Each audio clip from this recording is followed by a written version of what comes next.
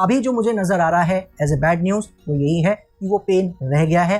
अब वो पेन की क्या परिभाषा है, रह तो गया है, तो वो पेन की परिभाषा आज मैं आपको बता देता हूँ। वो ये है कि या तो वो 4000 से 5000 पॉइंट्स का फॉल या तो हमें देखने को मिल सकता है, या हमें 4 मंथ से 6 मंथ की कम से कम एक टाइम वाइज करेक्शन देखने को मिल सकती है। तो बैड न्यूज़ ये है कि ये आगे हमारे लिए पेंडिंग है और ये इंतज़ार कर रही है। तो प्रिपरेशन ये है कि दिमाग में कॉशन रखना है कि ये हो सकता है, इस साल भी हो सकता है होने को, लेकिन उसकी संभावना जैसे मैंने बताया वो 5% टाइप की रह गई है कि अब ये बड़ा फॉल, बड़ी चीज़ अब वो टल गई है। इस पूरे डेकेड में भी अब आपको 14-15,000 के लेवल देखने को निफ्टी में नहीं मिलेंगे अनटिल अनलेस वो कल को स्प्लिट हो जाए। जिस तरह 2-3 वीक्स पहले स्मॉल कैप और मिड कैप ने हार मानी थी और ये अनाउंस किया था कि अब वो बड़ी करेक्शन करने जा रहे हैं both in price and time wise, और हम तब से ये भी अपनी चिंता जताते आ रहे हैं कि इस पूरी मार्केट के लक्षण भी ठीक नहीं हैं। और फाइनली आपने देखा इस वीक मार्केट ने लेवल वाइज कंफर्म किया है कि कहीं ना कहीं प्राइस में और टाइम में पूरी मार्केट का भी करेक्शन बढ़ चुका है और निफ्टी उसको पूरी तरह से ज्वाइन कर चुका है। अब यहाँ से क्या क्या हो सकता है, अभी तक स्मॉल कैप और मिड कैप प्रॉब्लम में थे, अब लार्ज कैप में क्या हो सकता है, सभी चीज़ों की आज बात करेंगे। हेलो एवरीवन, मैं हूँ आपका दोस्त अभिजीत श्रीवास्तव। शुरू करते हैं आज का ये वीडियो। सो चलिए सबसे पहले फटाफट सेक्टर्स देख लेते हैं, उसमें कहाँ तक हालत बिगड़े हैं या कुछ सुधारने का प्रयास हुआ है। बात कर लें अगर सबसे पहले फार्मा की, तो फार्मा आप देख रहे हो इसने हार पूरी तरह से इस वीक मान ली है और पूरी तरह से लेवल ब्रेक करता नज़र आ रहा है। क्या मतलब है? एक ही मतलब है इन सबका कि अब जब तक ये किसी तरह की कोई भी अच्छी हरकतें ना दिखाएं, अभी हमारे लिए इमीडिएट प्रॉब्लम ये रहेगा रेजिस्टेंस, ये मैं यहाँ लगा देता हूँ। अदरवाइज बाकी ओवरऑल प्रॉब्लम में ये जा चुका है, दूर रहना है फार्मा से, वो आपको साफ साफ बता रहा है। मेटल की बात करें, वो अभी भी जैसे हमने बात की थी स्ट्रगल अच्छा कर रहा है, यहाँ रेंज में काम कर रहा है और कहीं ना कहीं वो फाइट दिखा रहा है, मगर ब्रेक अपसाइड होगा या डाउन साइड उससे ये तय होगा कि ये सेफ जोन में रहेगा या प्रॉब्लम में चला जाएगा। ठीक है, हालांकि ऑलरेडी प्रॉब्लम में नज़र आ रहा है, लेवल्स के नीचे काम कर रहा है, बट फिर भी देखते हैं क्या करता है। एनर्जी की बात करें, वो पहले से प्रॉब्लम में था और प्रॉब्लम में जाता चला जा रहा है। आप देख रहे हो काफ़ी नीचे आ चुका है, बहुत ज़्यादा आप देख रहे हो ज़बरदस्त फॉल एनर्जी सेक्टर में आती नज़र आई है और हम कब से इसमें दूर रहने की बात करते आ रहे हैं। आईटी की बात करें तो आईटी ने भी इस वीक जैसा आप देख रहे हो, और जो मैं आपको यहाँ समझाता आ रहा था, जब मार्केट का मन और मूड ख़राब हो, घर के बड़े बुजुर्ग का दिल दुखा हुआ हो या वो नाराज़ हो, तो फिर मार्केट अच्छा नहीं कर सकती, घर के बच्चे खुश नहीं हो सकते बाकी के, चाहे वो दुखी साथ में हो या ना हो। तो वही चीज़ हो रहा है। फार्मा और आईटी अभी तक फाइट दिखा रहे थे, लेकिन मार्केट की प्रॉब्लम जो इस वीक लेवल वाइज कंफर्म हुई, तो फार्मा और आईटी ने भी हाथ के साथ हाथ जोड़ दिए हैं। तो वो भी साफ साफ कह रहे हैं दूर रहना है, तो दूर रहने वाली काम हमें करनी है। हमारा रेजिस्टेंस एरिया ये रहेगा, जब तक इसके ऊपर नहीं आता है दूर रहने वाली कंडीशन में रहना है। ऑटो की बात करें, ऑटो भी चलता चला जा रहा है नीचे, आप देख रहे हो। एफएमसीजी में तो पूरा जिसको मैंने आपसे कहा था फंसा ही लिया है, 58,000 से 50,000 ले आया विद इन नो टाइम। मतलब टॉप से जो गिरा उसको छोड़ दीजिए, सिर्फ यहाँ से देखिए आप कितनी ब्रूटल फॉल आई है, सांस भी नहीं लिया ऊपर, ये ऐसे कोई बाउंस भी नज़र नहीं आ रहे हैं। So I hope you understand market कैसे लोगों को बेवकूफ़ बनाती है, और यही ये चैनल आपको सिखाता चला आ रहा है। बात कर ले पीएसयू बैंक की, तो पीएसयू बैंक भी पूरी तरह से हार मान चुका है, इसमें भी अब डबल स्टैंडर्ड नहीं रहेगा। ये भी जब तक अब ऊपर की ओर चलता नज़र नहीं आता है, तब तक किसी भी तरह का कोई भी हमारा इंटरेस्ट इसमें नहीं जागने वाला है, दूर रहना है। रियल्टी सेक्टर पहले से ही ख़राब हो चुका था, वो अपनी उसी सिस्टम में चल रहा है। तो कुल मिला के आपने देख लिया है सारे सेक्टर्स पूरी तरह से हार इस वीक आते आते मान चुके हैं, कोई भी अब नहीं बचा है, एक्सेप्ट मेटल थोड़ा बहुत रेंज में है। बट आई बिलीव, जैसा मैंने कहा, जब सब बड़े बुजुर्ग पूरी तरह से नाराज़, दुखी और गुस्से में हो, तो फिर मुश्किल होता है कि कोई भी सरवाइव, मतलब कोई भी खुश रह पाए, राइट। तो वो भी कहीं ना कहीं मुझे लगता है बाद में नीचे आ सकता है। तो पॉइंट यही है कि सेक्टर हो, स्टॉक्स हो, सबसे पूरी तरह बच के रहना है, कोई इनमें रियायत नज़र नहीं आ रही है। कई लोग रीजंस ढूंढ रहे हैं, आपको वो काम नहीं करना है। अब बात कर लेते हैं अपना ग्लोबल मार्केट को चेक कर लेते हैं। हालांकि उनके अच्छा और बुरा करने से हमारी मार्केट पे कोई फ़र्क नहीं पड़ रहा है, बट स्टिल एक बार चेक करने में कोई बुराई नहीं है। ये रहा डाउ जोन्स का चार्ट, डेली चार्ट, और आप देख रहे हो एक फॉल आई थी, अभी फ़िलहाल संभालता यहाँ नज़र आ रहा है, और सपोर्ट भी आप देख रहे हो ब्रेक नहीं हुए हैं, तो अभी कोई प्रॉब्लम नहीं है। लेकिन देखते हैं क्या करता है आगे। फ़िलहाल एक रेंज आप कह सकते हो इसने एक डेवलप कर ली है जिसके अंदर ये काम कर रहा है। ठीक है, तो आगे क्या करेगा देखेंगे। फ़िलहाल ओके काम कर रहा है। नैस्डैक की बात करें तो जिस फॉल की हम बात करते आ रहे थे, काफ़ी नीचे से बात कर रहे थे कि यहाँ से गिर सकता है, यहाँ से गिर सकता है, आपने देखा कहीं नहीं गिरा। फ़िलहाल अब गिरता नज़र आ रहा है, और हमारा पहला सपोर्ट ही याद रखिएगा इम्पॉर्टेंट है। इसके नीचे ही बंद हो जाएगा तो प्रॉब्लम में हम मान लेंगे कि नैस्डैक आ गया है। तो 19,800 का एरिया इम्पॉर्टेंट है, इसको नज़र बना के रखेंगे क्या कर रहा है। रसल की बात करें, वो भी नीचे आने की कोशिश कर रहा है, बट अभी तक हमारे लेवल से दूर है, तो हम अभी तक समझ के चल रहे हैं कि ओके है। और प्रॉब्लम्स बढ़ रही हैं ऐसा दिख रहा है ग्लोबल मार्केट में, बट अभी इतनी नहीं हुई है कि हम उसको डेंजर जोन में डाल दें या उसको परेशानी भरा बोलें। तो देखते हैं क्या हो रहा है, कैसे हो रहा है। खासकर ये यूएस मार्केट की प्रॉब्लम्स दिख रही हैं मोर और लेस, क्योंकि अगर हम कैक को देखें तो वो अपने लाइफ टाइम हाई के आसपास है। जो पहले से ज़्यादा परेशान रहा है वो फ़िलहाल अच्छा कर रहा है। डैक्स हमारा फेवरेट इंडेक्स देखें, वो लाइफ टाइम हाई के आसपास काम कर रहा है। यूके 100 को देखें, वो भी लाइफ टाइम हाई के आसपास काम कर रहा है, राइट। तो सब कुछ जो इंडेक्स की हम बात करते आ रहे हैं, सब कुछ बेहतर तरीके से आप देख रहे हो काम कर रहे हैं। निकई बड़ी खेल में है, हमने बताया था आपसे, अब वो नीचे की ओर काटता नज़र आ रहा है, जो निकई के लिए कम से कम अच्छा नहीं है। और ये अगर थोड़ा और नीचे आता है, इन एरियाज़ को भी काटता है, तो कहीं ना कहीं ये इशारा करेगा कि प्रॉब्लम इसमें भी कुछ समय के लिए बढ़ने जा रही है, एटलीस्ट कुछ महीनों के लिए। ठीक है, तो फिर ये हाइज लगने जो लगे हुए हैं, इनको कटना फिर आने वाले कई महीनों के लिए भी मुश्किल हो जाएगा। ठीक है, तो देखते हैं क्या करता है।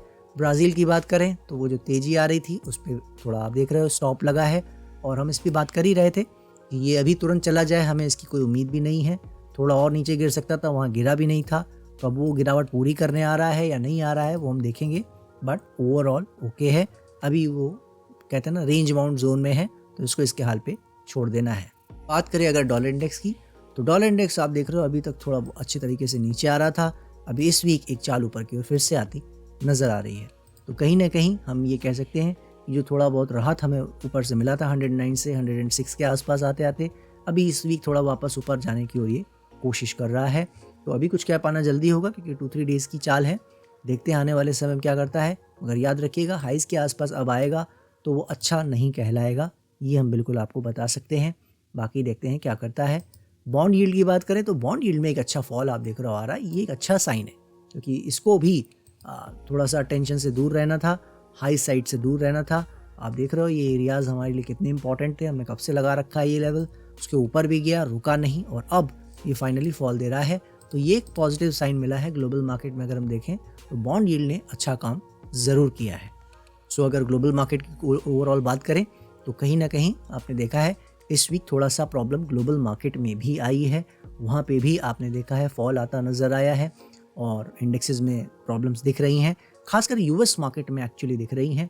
और उसका कहीं ना कहीं लोग जो ठीकरा फोड़ रहे हैं, जहाँ तक मैं समझ पाया हूँ, वो जो जिस तरह के टैरिफ्स की बातें चल रही हैं और जिस तरह के डिसीजंस लिए जा रहे हैं, वो उन्होंने कौन सी वो संस्था बनाई है, I think it's name is DOGE और समथिंग लाइक दैट, वो बड़े बड़े फैसले ले रहे हैं, प्रोजेक्ट पे प्रोजेक्ट कैंसिल कर रहे हैं, आई बिलीव, जो मतलब कभी होता नहीं था, और कितने लोगों को निकाला जा रहा है, बहुत सारे ऐसे डिसीजंस ले रहे हैं जिसको आप कह सकते हो एक तरीके से कि पूरा वो अपने सिस्टम में ला रहे हैं कि नहीं, हमारी समझ में बहुत ज़्यादा करप्ट है गवर्नमेंट, और हम उसको अपनी तरह से ठीक कर रहे हैं।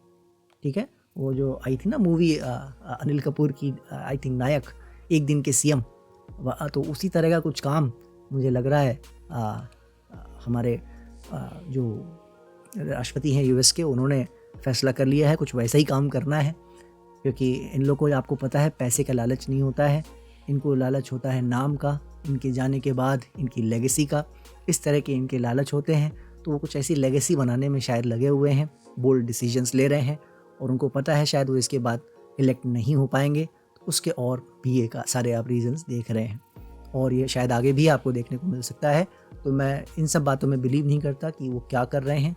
मेन चीज़ ये है कि मार्केट को लगा कि इनके डिसीजन से अगर आगे भले बाद में अच्छा हो जाए, लॉन्ग टर्म डिसीजंस हो सकता है अच्छे हों, तो उसके बाद में चीज़ें अच्छी हो जाएं, लेकिन शॉर्ट टर्म में फिर पेन हो सकता है, वो बिल्कुल हो सकता है, याद रखिएगा। लेकिन अभी चूंकि हमें लेवल वाइज कुछ नज़र नहीं आ रहा है, तो अभी हम उसमें ज़्यादा ध्यान नहीं देंगे। आपको सिर्फ समझाने का मतलब ये है कि रीजनिंग्स जो दी जाती हैं वो 95 से 98% टाइम बकवास होती हैं, और मेरे साथ कई लोग डिसएग्रीमेंट कर सकते हैं, मुझे उससे कोई प्रॉब्लम नहीं है। और बाकी देखते हैं क्या होता है, क्योंकि अभी जब मार्केट नहीं गिर रही थी तब कई लोग मुझे ये बता रहे थे कि डोमेस्टिक पैसा सब संभाले हुआ है। अब मुझे समझ में नहीं आ रहा वो डोमेस्टिक पैसा कहाँ गया। FII तो बहुत समय से बेच रहे हैं और पता नहीं डोमेस्टिक पैसा कहाँ गया। मुझे तो लगा कि शायद लाइफ टाइम हाई लेवल की खरीदारी चल रही अभी भी डोमेस्टिक पैसे की, तो फिर क्यों नहीं रुक रही मार्केट। ये तो हमारे बुद्धिजीवी लोग देखेंगे और बताएंगे। डाटा एनालिस्ट वही है, मैं तो नहीं हूँ भाई, बहुत छोटा आदमी हूँ मैं। तो मैं बस यही समझाना चाह रहा हूँ, ये सब फालतू की बातों में दिमाग नहीं लगाना है मार्केट में, इसीलिए प्राइस के बिहेवियर को हमेशा ध्यान देना होता है। ठीक है, तो ओवरऑल ग्लोबल मार्केट अभी थोड़ी बहुत इस वीक प्रॉब्लम करती नजर आई है, लेकिन वो कितना और करेगी वो हम देखेंगे। अभी ओके है सब। बात कर लेते हैं थोड़ा, एक बार आपको USD INR दिखा देते हैं जाते जाते।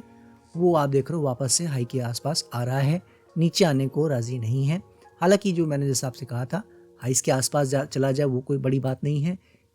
बहुत ऊपर इसके चला जाए 89, 90, हम उसकी उम्मीद अभी नहीं कर रहे हैं। कल को होता है तो फिर हम उसको देखेंगे, बट फिलहाल उम्मीद यही है कि अगर हाई के आसपास जाता भी है तो यहाँ कोई डबल टॉप जिसको लोग डबल टॉप बोलते हैं वो शायद बन जाए। और मैं ऐसा एजम्पशन में बिलीव नहीं रखता हूँ, इट वॉज अ जोक, लेकिन उम्मीद ये है कि शायद ऊपर ना जाए। बाकी देखते हैं क्या करता है। बात करें अगर क्रूड ऑयल देख लेते हैं तो वो भी एकदम बढ़िया नीचे न्यूट्रल हो चुका है। आप देख रहे हो 82, 83 का लेवल, बस आपको याद रखना है। जब भी इसके ऊपर चलेगा प्रॉब्लम ये करेगा। ठीक है, अब बात कर लेते हैं, आ जाते हैं अपने जूनियर निफ्टी के चार्ट पर, देख लेते हैं चलते चलते। यहाँ आते हैं तो देखते हैं प्रॉब्लम बढ़ती चली जा रही है। जो इंडेक्स से हम बाहर हो गए थे 70,000 के आसपास या 68,000 के आसपास, वो अभी 57,000 आ चुका है और प्रॉब्लम में जाता नज़र आ रहा है। ये भी लार्ज कैप है, याद है ना। तो ये एक परेशानी में पहले से आ गया था और उसको वो बढ़ा रहा है। स्मॉल कैप की बात करें तो उसमें भी आपको दिख रहा है प्रॉब्लम घटने का नाम नहीं ले रही है। जो चीज़ हम यहाँ बात कर रहे थे कि कंफर्म हो गया है, वो चीज़ आप देख रहे हो अभी 14,700 आ चुका है और प्रॉब्लम बढ़ती चली जा रही है। सो स्मॉल कैप तो बता ही रहा है कि वो प्रॉब्लम में है, मिड कैप प्रॉब्लम में है, तो उनसे तो हमें वैसे भी दूर रहना है। ये चैनल आपको मंथ से बता रहा है। कंफर्मेशन हम लोगों ने शायद 3 वीक्स पहले बात की है, लेकिन मिड और स्मॉल कैप से शिफ्ट होना और लार्ज कैप में आना, ये तो हम पिछले साल से बात कर रहे हैं, राइट। तो आई होप आपको उस तरह की प्रॉब्लम इसमें ऐसी नहीं हुई होगी। अब बात कर लेते हैं आपका बैंक निफ्टी के चार्ट पर, वो क्या कर रहा है। वो भी अब नीचे आता आप देख रहे हो नज़र आ रहा है। हालांकि सपोर्ट एरिया अभी तक टूटे नहीं है, ये क्लियर है, मगर जैसा मैंने आपसे कहा हार सब लोग मानते नज़र आ रहे हैं। तो ये भी कब तक ये लड़ाई कर पाएगा ये वक्त बताएगा। मुझे लगता है आने वाले हफ्तों में ही पता लग जाएगा कि ये क्या चाह रहा है। नीचे आया है तेज़ी से, अब देखते हैं। फिलहाल आप ऐसे अगर लेवल वाइज बात करें तो प्रॉब्लम अभी फ़िलहाल बैंक निफ्टी में नहीं आई है, और वैसे भी ये सबसे मजबूत ढंग से काम कर रहा है, क्योंकि निफ्टीज़ में आपने देख ली हैं ऑलरेडी नए लोज लग चुके हैं, राइट। तो ये अभी तक अच्छे से संभाल के खड़ा हुआ है, हम ये ज़रूर कह सकते हैं। निफ्टी के चार्ट पे आ जाते हैं तो निफ्टी आपको दिखा रहा है फाइनली 22,800 का लेवल इसने ना सिर्फ ब्रेक किया, जैसा हमने आपको लास्ट वीक बताया था कि ज़्यादा दूर नहीं 850 के ऊपर ही इसको आ जाना चाहिए। अगर सेफ जोन की बात हम कर रहे थे, 150 पॉइंट दूर था आई थिंक लास्ट वीक की क्लोजिंग से, और आपने देखा ऐसा नहीं हो सका है और उसके बाद से फॉल और बढ़ता ही नज़र आया है। मैंने आपसे कहा था कि कई लोग सपोर्ट बता रहे हैं 22,500 का, कोई 22,200 का, कोई 21,900 का, बहुत सारे सपोर्ट बता रहे हैं, मगर इस चैनल ने आपको बताया था हमारा सपोर्ट एक ही है, 21,500 से लेकर 21,000, यही हमारा सपोर्ट एरिया है।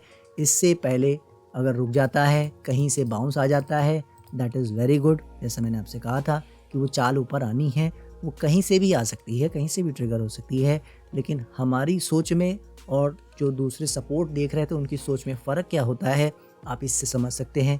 वो इन सपोर्ट की मदद से बाय करने की यहाँ से देख रहे थे और हम आपको यहाँ समझाते आ रहे थे कि यहाँ से कहीं से अगर बाउंस आ भी जाए तो आपको क्या करना है, दूर बैठ के तमाशा देखना है जब तक 23,400 ब्रेक ना कर जाए, राइट। और आपने देख लिया है कुछ भी नहीं हुआ है, वो गिरता चला जा रहा है फ्री फॉल की तरह। मुझे नहीं मालूम ये कहाँ रुकेगा, यहीं रुक जाएगा और नीचे जाएगा, लेकिन मुझे ये मालूम है कि इसमें प्रॉब्लम अब बढ़ चुकी है। और अब कितनी बढ़ गई है, हमें इसे कैसे देखना है, फटाफट उसे समझ लेते हैं। बहुत सारी बातें हम पहले ही आपको बताते आ रहे हैं अपनी चिंताओं के नाम पर, अब उसको कंफर्म करने का समय आ गया है, तो डायरेक्ट उसकी बात कर लेते हैं। सबसे पहले बात कर लेते हैं कि क्या प्राइस में ये कर सकता है और क्या टाइम में कर सकता है, ठीक है। तो प्राइस में जैसा हम आपको पहले बताते आ रहे हैं, बहुत दूर हमारा नहीं है।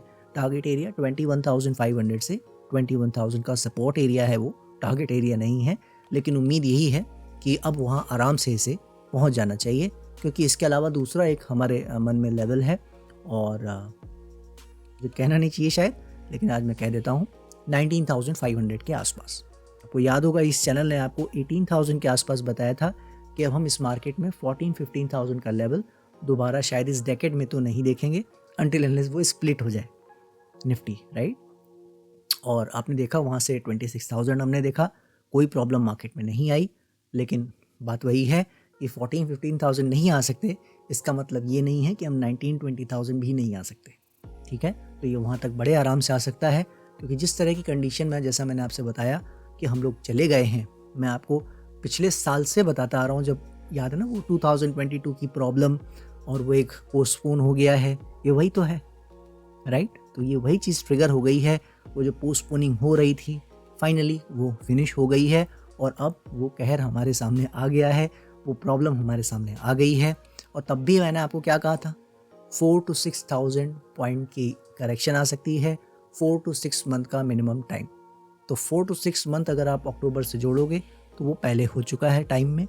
और जो प्राइस की बात है तो 4,000 होते हैं 22,000 पे, जो अब हो चुका है, और 6,000 अगर सोचोगे आप तो वो 20,000 होता है, राइट। तो अगर मैं 19,500 की आज बात कर रहा हूँ तो ये कोई बहुत आउट ऑफ द बॉक्स नहीं है, ये मैं स्टैंडर्ड लेवल्स की बात कर रहा हूँ कि इतना आ सकता है, कोई बड़ी बात नहीं है। आएगा नहीं आएगा वो डिपेंड करेगा मार्केट यहाँ पे कैसे लोगों को, मैं बार बार कहना नहीं चाहता हूँ बट सच्चाई यही है, कैसे लोगों को उनकी पोजीशंस को बेवकूफ़ बनाती है, कैसे उनका लॉस करना चाहती है, ठीक है। तो मैं ये नहीं कह रहा हूँ कि वो कितना गिरेगा कैसे गिरेगा, बट ये दिमाग में रखना है कि बिल्कुल उन एरियाज तक जा सकता है और लार्ज कैप की पिटाई भी अब और अच्छे से हो सकती है, जो कहीं कहीं अगर नहीं हो रही थी वहाँ भी आप देखोगे अब वो होती आपको नज़र आएगी। हालांकि लार्ज कैप में भी ऑलरेडी डिसेंट फॉल आ चुका है, लेकिन आप देखोगे और उनमें अब ब्रूटैलिटी से फॉल, एक्सीडेंट्स जिसको बोलते हैं, अभी रिजल्ट्स के सीज़न आएंगे तो उनमें अब ये एक्सीडेंट्स होंगे, बड़े बड़े फॉल होंगे, राइट। तो उस तरह का सिनेरियो हमें देखने को मिल सकता है। अभी तक तो गिरने का कारण FII सेलिंग बता रहे थे, अभी इस वीक मैंने सुना क्योंकि US मार्केट गिर गया इसलिए हमारा मार्केट अब ज़्यादा गिर रहा है। तो मैं बस यही कहूँगा, रीज़न में मत जाएं, रीज़न्स छोड़ दें, ये मार्केट में होना था।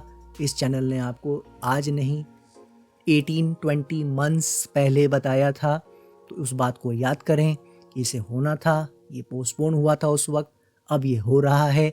तो जब कोई चीज़ हो रही हो तो उसको हम लिमिट करने की कोशिश ना करें कि वो नहीं वो इतना ही गिरेगा, नहीं वो इससे ज़्यादा समय तक नहीं गिरेगा। ऐसा भी कई लोगों के मन में है कि मार्केट जो है बहुत समय तक नहीं गिरता है, बहुत ज़्यादा परेशान नहीं करता है आजकल। ये भी एक आजकल मैं सुन रहा हूँ कि मार्च में गिरा कोरोना में और फटाफट 3 मंथ्स में ऊपर आ गया, तो सबको लगता है कि हर बार ऐसा होगा, ठीक है। तो मुझे नहीं पता इस बार मार्केट किस लेवल का टेस्टिंग करने वाली है। जो मिनिमम जैसा मैंने बताया आपको प्राइस का बता दिया है, समय का भी वही है जो स्मॉल कैप और मिड कैप का है। अगस्त सितंबर तक मुझे इनसे कोई उम्मीद नहीं है कि ये अब कुछ अच्छा कर पाएंगे, चाहे निफ्टी हो, चाहे बैंक निफ्टी हो, चाहे कोई इंडेक्सेस हो। गिरते हैं नहीं गिरते हैं, कितना गिरते हैं वो हम सब अब यहाँ देखेंगे, उसमें कोई प्रॉब्लम ही नहीं है, राइट। वो तो चल ही रहा है मार्केट का कार्नेज। लेकिन जो पॉइंट है कि यहाँ से अब जो तकलीफ़ें हैं, जो अभी तक जो थोड़ी बहुत फाइट रह रही थी, कि नहीं लार्ज कैप में उतना पेन नहीं आ रहा है, वो भी हार मान चुके हैं, ये याद रखिए। तो उनमें भी पेन बढ़ेगा। तो हम क्या कर सकते हैं, हम जो पहले स्मॉल कैप मिड कैप में कर रहे थे वही यहाँ कर सकते हैं। हमारी लार्ज कैप में पोजीशन है, थोड़ी उनको हम कहीं हल्का कर सकते हैं। बाउंस का वेट करने का फ़ायदा मुझे बिल्कुल भी नज़र नहीं आ रहा है। और अगर ये मान लीजिए बहुत ज़्यादा नहीं बोलता हूँ मैं, 21,000 आ गया और वहाँ से अगर बाउंस आया 21,500 या 21,000, वहाँ से अगर आके 23,000 तक बाउंस आया तो क्या करेंगे आप? हो गया बाउंस। मतलब जहाँ से हम लोग इंतज़ार कर रहे थे कि बाउंस आएगा, वो पता लगा वो वहीं तक ही आ पाया, फिर क्या करेंगे आप? ठीक है। और उसमें पता लगा जो स्टॉक में आप बाउंस का वेट कर रहे थे, जहाँ वो मिल रहे थे वो और नीचे चले गए 20-30%, फिर क्या करेंगे, है ना। तो हमारा काम ये है कि पोर्टफोलियो जो एज एन इन्वेस्टर हम कभी पूरा नहीं निकलते, ना मैं निकला हूँ, ना मैं इसकी सलाह कभी किसी को देता हूँ, क्योंकि याद रखिए मार्केट जो भी कर रही है ये उसका काम है, एक बार ये निपटाएगी। और एज एन इन्वेस्टर हम कोई महीनों के लिए काम नहीं करते हैं। ऐसे हिकअप्स, ऐसे परेशानियाँ अगर हम नहीं देख सकते हैं तो हमें अपने आप को इन्वेस्टर नहीं कहना चाहिए, क्योंकि आपका विजन क्या है, उस स्टॉक में आपका विजन है कि ये हमें एक अच्छी ऊंचाइयों पे ले जाएगा, एक अच्छा पैसा कमा के देगा। और अगर हम ऐसे 30-40% फॉल देख के अगर हम डर रहे हैं तो याद रखिए कि हम 200-300% का रिटर्न कभी लाइफ में नहीं कमा सकते। ये बिल्कुल अपने दिमाग में डाल लेनी है बात। ये बिल्कुल नेचर का रूल है, जो चवन्नी अठन्नी बटोरता है वो ज़िंदगी भर चवन्नी अठन्नी ही बटोरता है। यानी जो वो ऑप्शन करके 1-2% कमा के रोज़ रोज़ कुआं खोद रहा है, वो ज़िंदगी भर कुआं खोदेगा। ठीक है। और वो आपने देख ही लिया है, अब तो सेबी ने भी आपको बता दिया वो कितना कुआं खोद रहे थे और उन्होंने कितना पैसा निकाला है ना। तो मैं आपको यही समझाना चाह रहा हूँ, कुछ एक लोग एक्सपर्ट हैं, वो अच्छा पैसा कमा रहे हैं, उनको छोड़ देते हैं। आपका काम यही है कि आप अच्छे स्टॉक्स में इन्वेस्टेड रहें और पूरा कभी नहीं निकलना चाहिए। 40-50% पोर्टफोलियो हमेशा इन्वेस्टेड रहना चाहिए। तो आज मैं ज़्यादा बातों को खींचना नहीं चाह रहा हूँ, सिर्फ आपको समझाना ये चाह रहा हूँ। इसकी सीरियसनेस को समझिए, इसके पावर को समझिए कि जो ये अक्टूबर से शुरू हुआ था, हम इसे 3-4 मंथ्स की नॉर्मल करेक्शन समझ के डील कर रहे थे। जनवरी ने हमारे आईब्रोज खड़े कर दिए थे कि प्रॉब्लम आ गई है, और फरवरी के 1st-2nd वीक तक आते आते हमने हाथ खड़े कर लिए कि ये तो गया काम से, आपको भी बता दिया हमने। और हम अब इसमें पूरी तरह से अपने माइंड को प्रिपेयर किए हुए हैं कि अगर 2025 भर में भी ये पूरा ना चले तो किसी को आश्चर्य नहीं होना चाहिए कि अरे क्यों नहीं चल रहा है। ठीक है। ये चैनल आपको माइंड से ऐसे प्रिपेयर करना चाह रहा है, वैसे ही प्रिपेयर हों, पेशेंटली वेट करें। मुझे लगता है बहुत आगे इन्वेस्टमेंट के मौके मिलेंगे। लेकिन अगर किसी को लगता है कि नहीं बहुत अच्छे लेवल पे हमें ऑलरेडी मिल रहे हैं और मैं 2-3-4 ईयर्स रख के सीख सकता हूँ और मुझे और गिर जाए उससे कोई फ़र्क नहीं पड़ता है, देन दैट्स ग्रेट। क्योंकि बॉटम तो कोई वैसे भी कोई नहीं पकड़ पाता है ना, किसी को उसका कोई ऐसा कोशिश करना चाहिए। बिल्कुल वो हिसाब से अपना देख सकता है। मेरे हिसाब से वेट करना चाहिए और मार्केट में जो भी कुछ बचा है वो हो लेने देना चाहिए एक बार। आशा करता हूँ मैं अपनी बात आपके सामने रख पाया हूँगा। आपको हमारे व्यूज़, हमारी एनालिसिस पसंद आ रही होगी। कैसे इसको आगे देखना है, इसमें कोई चेंजेस होते हैं, जो हमारा व्यू है कल कोई बहुत ज़्यादा नहीं गिरता है या इसमें कुछ दिक्कतें नहीं आती हैं और ये अच्छा हो जाता है ग्लोबल मार्केट के साथ साथ, तो हम फिर उसकी बात ज़रूर करेंगे। बट आज की तारीख तक सारी उम्मीदें मेरे हिसाब से अब ख़त्म हो चुकी हैं। बाकी हम यहाँ हैं ही हैं, जो मुझसे हो पड़ेगा इस पूरी जर्नी में, ये चाहे गिरे या बढ़े, हम तो आपसे हर वीक जुड़ते ही हैं। हम बात करते रहेंगे कैसे इसको देखना है, क्या इसमें और कर सकते हैं, हम कब कर सकते हैं, सभी चीज़ों की बात हम यहाँ ज़रूर करेंगे। Do not worry about it. दीजिए मुझे इजाज़त, नेक्स्ट वीक फिर मिलेंगे। तब तक के लिए जय हिंद, जय भारत।